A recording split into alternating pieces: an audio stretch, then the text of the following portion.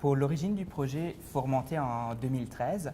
En 2013, cette expo-là, ce concept-là a été fait à Paris, The Parisianer, qui était l'idée en fait d'une association puis de deux personnes de regrouper des artistes pour faire des couvertures fictives d'un magazine sur Paris, mais en reprenant la couverture de base du New Yorker à New York.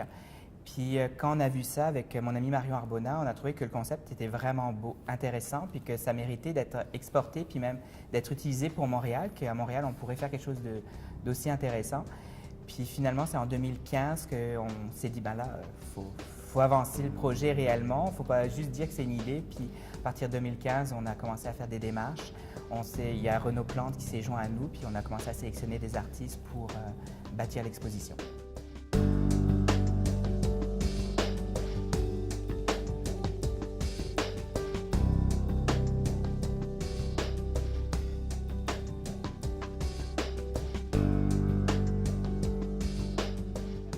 L'idée était de faire une expo qui puisse perdurer dans le temps, de dire ben, on fait une photo de Montréal, mais pas forcément des images qui sont juste 2017, mais c'est quoi Montréal pour les artistes en fait?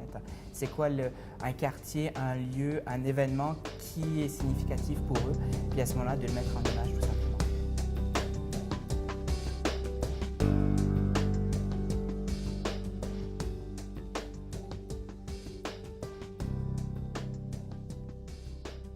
Oui, ma démarche à moi, en fait, je suis allé dans la façon dont je travaille d'habitude, qui est très conceptuelle, qui est très minimaliste. Alors, j'ai essayé de rendre une image de Montréal où on sentait une espèce de foisonnement multiculturel, mais que j'ai mis en background un peu comme si ça faisait partie de l'architecture, que ça faisait partie des meubles. Puis j'ai mis en scène un petit écureuil rouge flash qui se faufile avec un bagel qui représente un peu, qui pourrait être, par exemple, un artiste qui se faufile puis qui essaie de gagner sa vie puis de survivre dans la ville. Et puis, donc, c'est un petit flash, c'est ça, assez simple, puis qui est très propre à ce qu'on voit dans ce genre de couverture-là d'habitude. Les couvertures du New Yorker, parce que dans le fond, l'inspiration aussi, c'est ça, c'est d'essayer de reprendre des codes qu'on retrouve dans ces couvertures-là. Et puis, ben il y a plusieurs familles, tu sais, on va trouver des couvertures qui sont des fois très sensorielles. Ça va être un flash sensoriel, mais presque abstrait. Des fois, ça va être lié à un événement hyper précis avec une date. D'autres fois, ça va être purement descriptif, ça va nous parler de la ville visuellement. Donc, tout ça se rencontre et puis je m'éloigne de ma démarche, mais c'est ça, je vois l'expo pour la première fois aujourd'hui et je suis très frappé par ça, toutes ces visions-là, tous ces angles de point de vue qui sont tellement différents, qui parlent toutes de la même ville, mais que dans le fond, il y a comme un Montréal par artiste. Puis c'est ça qui est vraiment trippant, je trouve.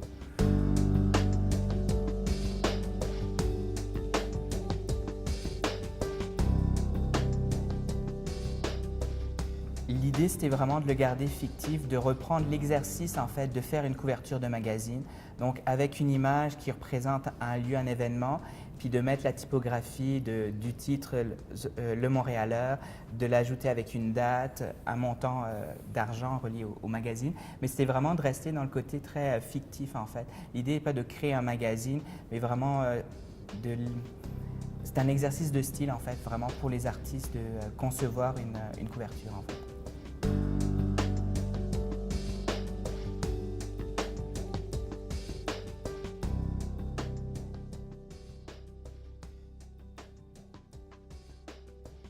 Quand on m'a demandé de participer à l'expo, de un, j'étais très content qu'on ait pensé à moi. Puis j'ai tout de suite pensé à quelques idées, comme si c'était une commande de magazine réelle, dans le fond. C'est comme si la machine était partie de façon dont je le fais dans mon travail de tous les jours. Fait que je l'ai vraiment pris comme une espèce de commande qu'on me donnait. Puis c'est ça, je suis plongé dans mon univers visuel, puis j'ai fait, je me souviens plus, ça fait quand même assez longtemps qu'on l'a fait, mais je pense que j'ai fait deux, trois maquettes, puis j'en ai proposé une seulement, c'était celle-là qui me plaisait le plus, là. Donc, c'est ça, c'est vraiment ma recette visuelle, là.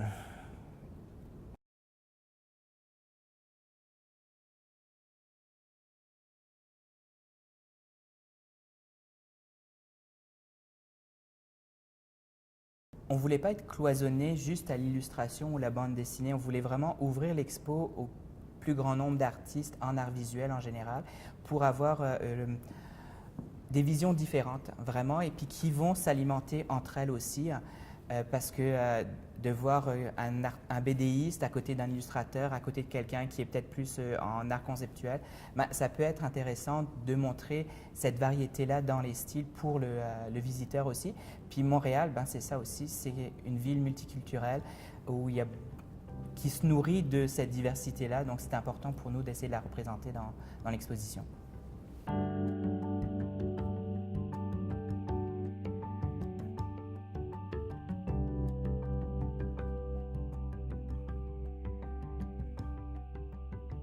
Le fait que cet événement se tienne dans une maison de la culture sur le plateau Mont-Royal, à Montréal, ce qu'on aimerait rendre au public, puis que le public en retienne, c'est qu'on a une richesse ici à Montréal et encore plus large, parce qu'en fait, il y a des artistes, il y a même un artiste de Matane qui a fait une œuvre sur Montréal.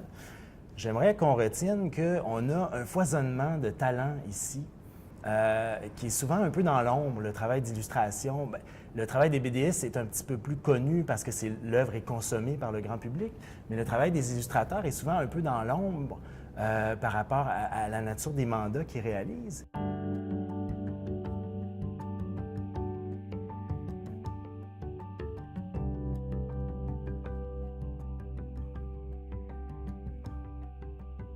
Moi, je pense que cette expo-là, ben, oui, c'est sûr que c'est intéressant qu'on soit à la Maison de la Culture, surtout du plateau, parce que le plateau est connu aussi pour regrouper beaucoup d'artistes, pour être le bassin de beaucoup de choses bouillonnantes. Donc, par rapport à ça, je pense que c'est le lieu idéal. Puis, ça rend accessible l'illustration, les arts visuels en général au grand public. Puis, je pense que pour les familles, entre autres, ça peut être des moments de dialogue avec les enfants, de faire des références, des liens aussi avec les enfants qui vont pouvoir se retrouver dans certaines images. Puis le parent également qui va pouvoir dire, ben regarde, ça, moi, je l'ai vécu. Par exemple, tel événement, j'y étais. Telle image, ben, ça me fait penser à telle chose. Puis on peut créer le dialogue. C'est vraiment de créer ce dialogue-là parce que des fois, on va voir des images, des expos, puis ça ne nous parle pas du tout. Puis c'est correct aussi, mais là, je pense qu'on peut, avec cette variété-là aussi, parce que c'est 55 visions différentes, forcément, on va trouver quelque chose qui va nous interpeller, puis on va être capable de créer ce dialogue-là avec notre famille, avec les gens avec qui on va visiter l'expo, puis redécouvrir quelque part aussi Montréal, parce que comme nous disait Vincent, des fois on est tellement pris dans notre quotidien aussi qu'il y a certaines choses qu'on ne voit plus, puis là, d'avoir peut-être ce recul-là, on va dire, ben oui, il y a telle chose à Montréal, effectivement, puis c'est vrai.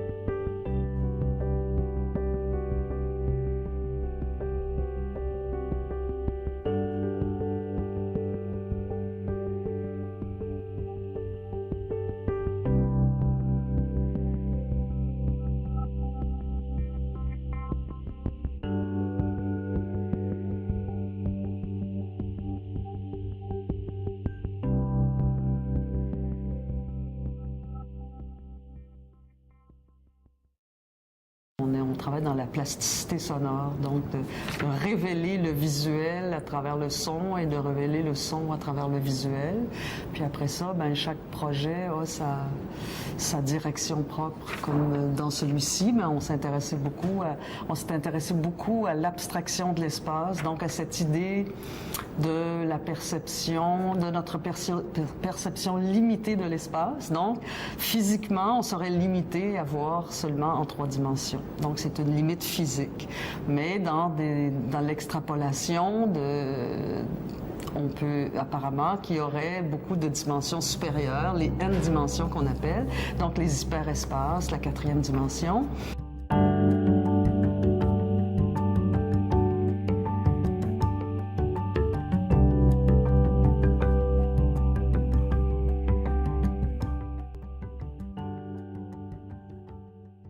Par l'intuition, puis aussi par le déroulement du temps de l'objet une série d'objets qui se déplacent, on propose un espace qui va s'ouvrir.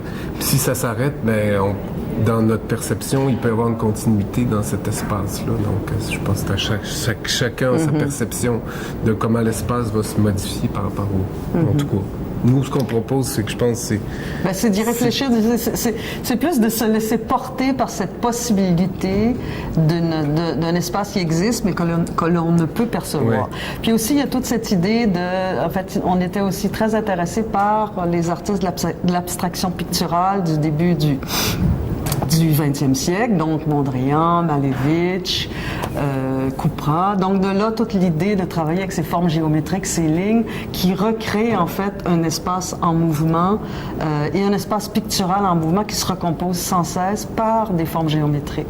Donc il y avait aussi cette interprétation-là, mais très très libre, de ces artistes du début du 20e siècle, couplée avec ces lectures sur la 4e dimension, qui ont aussi influencé ces artistes-là. Donc, c'est toute la recherche qu'on a faite, puis de fil en aiguille, ben, tu lis une chose, puis t'en découvres une autre, puis t'en découvres une autre, puis qui a construit tout cet univers-là.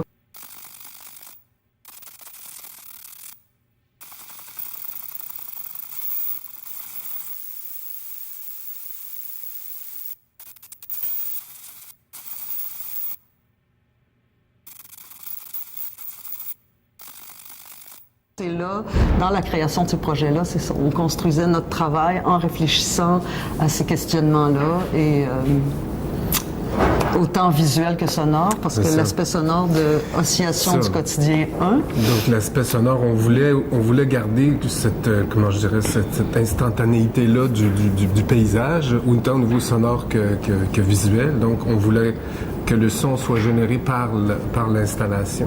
Donc dans ce cas-ci, on a utilisé les champs magnétiques qui sont générés par les moteurs. Donc ça, c'est des moteurs qu'on appelle des moteurs pas à pas, donc qui bougent par cran, donc qui n'ont pas une rotation continue toujours. Donc avec un dispositif de bobine qu'on a mis sur les moteurs-là, on est capable de capter ces champs magnétiques-là. Donc c'est ce son-là qui est diffusé directement dans le haut-parleur, donc c'est très minimal. Mais c'est vraiment une captation en direct. Il y a un jeu qu'on a fait d'allumer et d'éteindre pour générer une certaine, il y a une composition quand même qui est faite. Donc tout ça se génère en temps réel. Tout ça se passe en direct.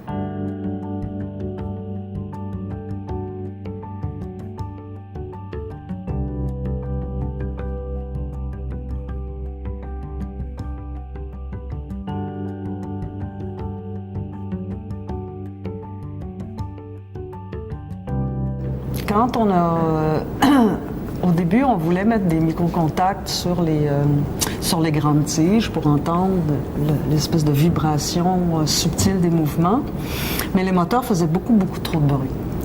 Alors, en cherchant, on a trouvé un moyen de rendre les moteurs silencieux. Et une fois que les moteurs ont été silencieux, par un hasard dans l'atelier, complètement en faisant de la recherche, on a pris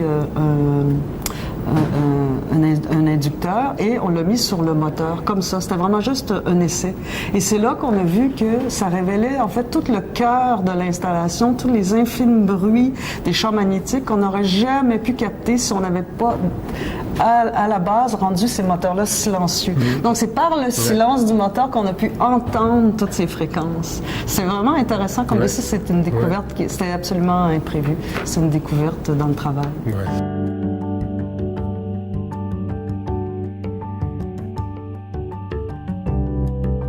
Ben, en fait, ça faisait très longtemps qu'on voulait travailler avec la lumière, mais ça venait pas. C'était pas là. On n'arrivait pas à l'intégrer. Quand on l'intégrait, on se disait non, finalement c'est mieux sans, c'est mieux d'avoir une lumière extérieure. Puis cette fois-ci, ben, en fait, on a essayé cette espèce de bande de LED qu'on a mis en dessous des bras mécaniques. Ce qui fait que là, c'est complètement intégré et que la lumière fait partie, ça devient, à partir du moment où on a mis la lumière de cette manière-là puis qu'elle bouge avec le mouvement, c'est devenu comme une espèce de corps céleste. Donc ça a propulsé le travail dans une autre dimension. Et ça aussi, c'était pas prévu. Dans ce cas-ci, on éclaire le mur, on éclaire pas, l'œuvre s'auto-éclaire pas, c'est-à-dire qu'on éclaire l'espace là où l'installation. Et donc, encore là, ça délimite un territoire par rapport à ce carré-là qui est un mur, en fait, là, ou un rectangle. Ben, par rapport au mur, en fait, l'espace du mur, qui devient l'espace, espèce de modulation du territoire, autant visuel que sonore, parce que les formes créent des espaces géométriques qui se défont tranquillement et qui se refont d'une autre manière. Donc c'est comme il y a toujours une espèce de construction et déconstruction d'un territoire X parce que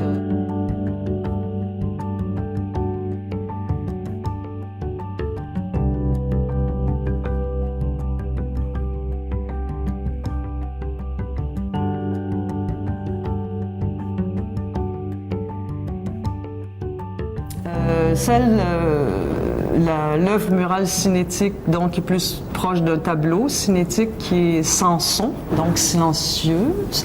Mais une œuvre silencieuse, le silence fait partie du son, donc on reste dans cette idée. Encore toute cette idée de l'extrapolation de l'espace, parce que quand les formes se superposent, en fait, on a la surface, donc ça travaille sur la surface, mais aussi ça travaille sur le volume, parce qu'il y a la transparence, par exemple, des triangles qui sont superposés, et il y a aussi l'ombre qui projette ces espaces-là, qui génère cette espèce d'extrapolation de l'espace, parce que dans la quatrième dimension, en fait, cette idée de la n dimension, c'est qu'il n'y a pas de paroi. Donc, il n'y a pas de plafond, il n'y a pas de plancher, il n'y a pas de mur droit, puis il n'y a pas de mur à gauche. Donc, tu peux traverser les espaces. C'est pour ça qu'on dit que c'est quand même la quatrième dimension serait quand même un territoire très virtuel.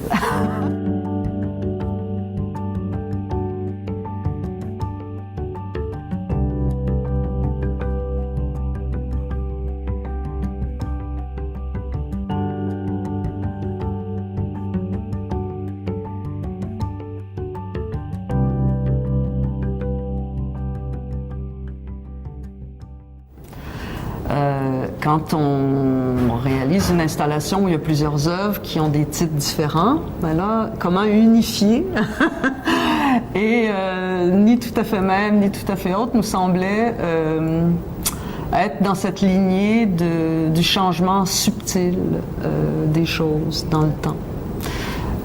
Donc ça englobait les trois œuvres dans l'invention du territoire. Donc on voit qu'il est quand même dans toujours une modulation, parce que si on invente des territoires, ils sont en modulation perpétuelle.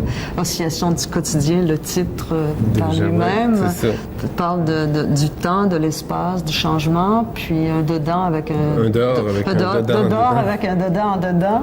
Ça, ce qui est un très drôle de titre. Oui, absolument. En fait, qui parle de l'espace dans l'espace, de l'hyperespace.